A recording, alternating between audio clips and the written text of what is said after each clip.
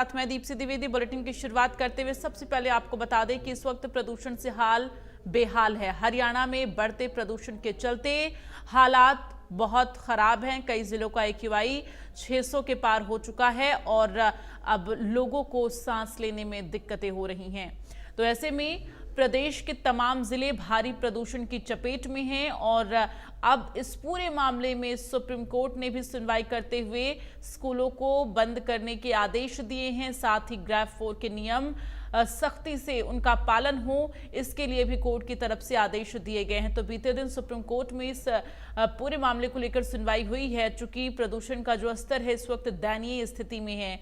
Delhi NCR समेत आसपास के जिले में इस वक्त प्रदूषण हावी हो रहा है लोगों पर, लोगों की सांसों पर, चूंकि लोगों को तमाम तरह की दिक्कतों का सामना करना पड़ रहा है। तो दिल्ली गैस चैम्बर में तब्दील हो गया है और इसके साथ ही अगर हम हरियाणा प्रदेश के अलग अलग जिलों की बात करते हैं, फरीदाबाद, गुरुग्राम और इसके साथ ही अन्य और जिले जो हैं वो भारी प्रदूषण की चपेट में हैं। लोगों को तमाम तरह की दिक्कतों का सामना करना पड़ रहा है।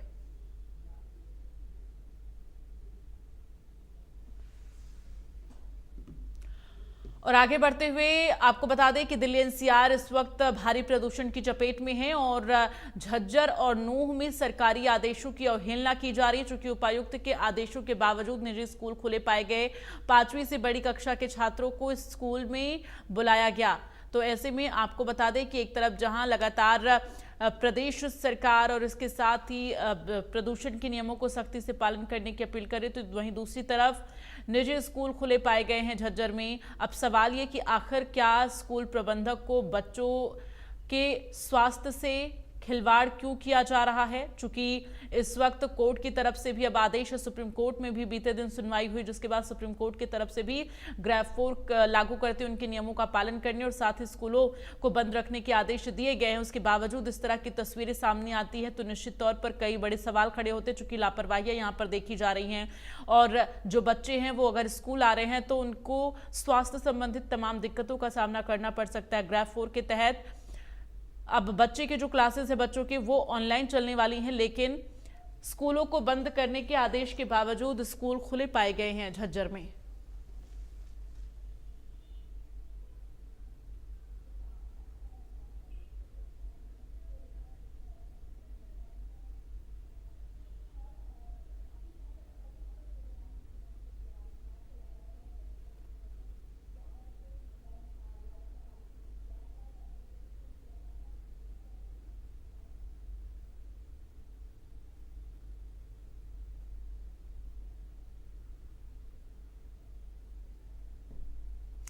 तो आपको बता दें कि इस वक्त दिल्ली NCR और हरियाणा प्रदेश के तमाम जिले भारी प्रदूषण की चपेट में है। ग्रेड 4 अगर लागू किया जा रहा है तो आप समझिए कि स्थिति कितनी ज़्यादा क्रिटिकल है। लोगों को इस वक्त तमाम स्वास्थ्य संबंधित दिक्कतें हो रही हैं। जो लोग दिल्ली NCR में रह रहे हैं उनके लिए ये वक्त जो है काफ़ी ज़्यादा मुश्किल भरा है और ख़ासकर उन लोगों के लिए जो पेशेंट हैं, जो प्रेग्नेंट महिलाएँ हैं, जो छोटे बच्चे हैं जिनकी इम्यूनिटी वीक है, उनके सांसों पर इस वक्त आफत है। चूँकि सबसे ज़्यादा दिक्कत उन लोगों को फेस करनी पड़ती है और जो स्वस्थ लोग हैं वो भी अब स्वस्थ नहीं रह पाएंगे। चूँकि प्रदूषण में सांस लेना लोगों के लिए मुश्किल हो रहा है। सांसों पर संकट छाया हुआ है और ये संकट कब तक दूर होगा, संकट के ये बादल कब तक छटेंगे, इसका भी कोई अंदाज़ा नहीं है। चूँकि ग्रेड 4 भी लागू होने के बावजूद स्थिति में सुधार नहीं है। और ज्यादा जानकारी के लिए रुक करेंगे जगदीप। इस वक्त हमारे साथ झज्जर से संवाददाता लाइव जुड़ गए हैं। नूंह से हमारे साथ सोनू वर्मा लाइव जुड़े हुए हैं। सबसे पहले जगदीप आपका रुक करते हुए, चूंकि अभी हमने तस्वीरें दर्शकों को हम दिखा रहे हैं कि किस तरह से झज्जर में निजी स्कूल खुले पाए गए हैं, आखिर आदेशों की अवहेलना यहाँ पर क्यों की जा रही है, बच्चों के स्वास्थ्य के साथ खिलवाड़ क्यों किया जा रहा है?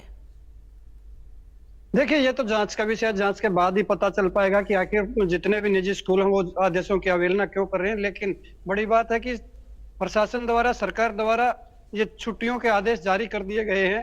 क्योंकि फिलहाल की बात करें तो अब भी 393 जो है एयर क्वालिटी इंडेक्स की मात्रा बढ़ी हुई है, यानी कल 450 था, घटा जरूर है लेकिन अब भी खतरनाक स्थिति में है और ठंड भी लगातार बढ़ रही है। तो ऐसे में बच्चों के स्वास्थ्य के साथ खिलवाड़ बिल्कुल हो रहा है। और जितने भी निजी स्कूल हैं, प्राइमरी को छोड़ के सभी स्कूलों की करीब करीब हमने सुबह देखा कि बसें जो है वो बच्चों को लेने गांव गांव पहुंच रही थी और सभी स्कूल करीब खुले हुए हैं। लेकिन अभी दफ्तर खुलने के बाद ही ये पता चल पाएगा कि इन स्कूलों के खिलाफ प्रशासन क्या एक्शन लेता है, क्या कार्रवाई करता है। लेकिन ये जरूर है कि सरकारी तंत्र का जो भी है सरकारी आदेशों की अवहेलना हर स्कूल करता दिखाई दे रहा है। ऐसे में बड़ा सवाल है कि आखिर क्यों सरकारी आदेशों की अवहेलना की जाती है। और ऐसा पहली बार नहीं हुआ, ये बार बार होता है कि सरकार के द्वारा कोई छुट्टियां की जाती हैं, किसी प्रकार के आदेश लागू किए जाते हैं तो उनको इन स्कूलों द्वारा नहीं माना जाता। जी बिल्कुल। और नूह में क्या हालात बने हुए हैं सोनू? अभी AQI नूह का कितना दर्ज किया जा रहा है? पॉल्यूशन को लेकर क्या कुछ अभी जानकारी है?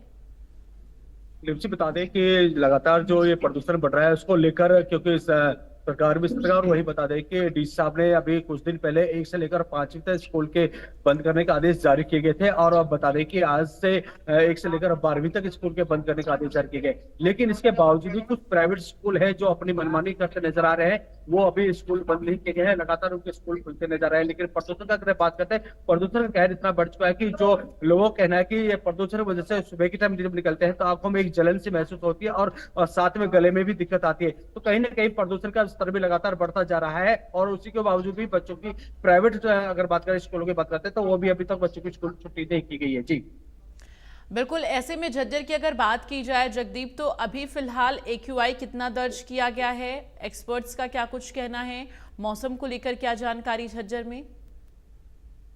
देखिए, आपको बताना चाहूंगा कि आज का एयर क्वालिटी इंडेक्स जो है वो 393 है। कल 450 था, घटा जरूर है लेकिन अब भी रेड जोन में है क्योंकि काफी खतरनाक स्थिति है। 400 के आसपास जब एयर क्वालिटी इंडेक्स होता है तो आंखों में जलन, सांसों में दिक्कत, और खास करके बुजुर्ग हैं, बच्चे हैं या जिनकी इम्यूनिटी कमजोर है या गर्भवती महिलाएं हैं, छोटे बच्चे हैं, वो सांस के जो भी मरीज है, अस्थमा के मरीज हैं, उनके लिए बड़ी खतरनाक स्थिति ये होती है। और साथ के साथ ठंड का मौसम भी है। तो आज का जो है न्यूनतम तापमान 11 डिग्री सेल्सियस दर्ज किया गया है। ऐसे में हर इंसान के लिए हवा के अंदर जो जहर है वो बिल्कुल बड़ा खतरनाक साबित हो सकता है। कि अगर एक्सपर्ट्स की माने तो सुबह की सैर को मना कर दिया गया है कि सुबह की सैर ना करें। और जब भी ऐसी स्थिति में बाहर निकले तो A95 जो है मास्क लगाकर निकले, क्योंकि हवा के अंदर इतना जहर घुल चुका है कि एक व्यक्ति सुबह से शाम तक करीब 10 सिगरेट का धुआं वो निगल जाता है। हालांकि डायरेक्टली कोई सिगरेट नहीं पीता तो भी 10 सिगरेट का धुआं वो डायरेक्टली वो मौसम के थ्रू, हवा के थ्रू वो निगल जाता है। ऐसे में बड़ी खतरनाक स्थिति है। और इससे बचने के लिए एक ही उपाय है कि आप जब तक जरूरी काम ना हो अपने घर के अंदर रहें। खास करके सुबह के मौसम में जब ज्यादा ठंड होती है तो बिल्कुल कोहरे के साथ जो है वो प्रदूषित हवा नीचे तक आ जाती है। ऐसे में जितने भी पार्टिकल्स हैं वो डायरेक्ट सांस के थ्रू अंदर जाते हैं। इसमें कोई दो राय नहीं। एक्सपर्ट्स का कहना है कि या तो आप मास्क लगाकर निकलें, सुबह की सैर को अवॉइड करें, जरूरी काम जब तक ना हो, खासकर बुजुर्ग महिलाएं या जिनकी इम्यूनिटी कमजोर है वो घर से ना निकले। ठीक है जगदीप। और नू से हमारे साथ जो सोनू वर्मा जुड़े हुए हैं, आप दोनों लोग बने रहिए हमारे साथ और आगे भी अभी अपडेट आपसे लेंगे। इस बीच एक बड़ी खबर आ रही है, अपने दर्शकों को बता दें। इस वक्त की बड़ी खबर फरीदाबाद से, जहां पर सरकारी नियमों की धज्जियां उड़ाई जा रही हैं। आदेशों के बावजूद स्कूल खुले पाए जा रहे हैं। तो उपायुक्त के आदेशों के बावजूद स्कूल खुले हुए हैं, बच्चे स्कूल जा रहे हैं। उपायुक्त ने 12वीं तक स्कूल बंद करने के आदेश दिए थे, बावजूद इसके नियमों की धज्जियां उड़ाई जा रही है। लेकिन बच्चों के स्कूल यहां पर बंद नहीं है आदेशों के बाद भी, जिसकी वजह से बच्चों को स्कूल जाना पड़ रहा। अब आप समझिए, अगर ग्रेड 4 लागू हो रहा है तो स्थिति कितनी ज्यादा दयनीय है। और ग्रेड 4 के तहत स्कूल बंद करने पर प्रतिबंध रहता है, स्कूल बंद रहते हैं, बच्चे ऑनलाइन क्लासेस देते हैं।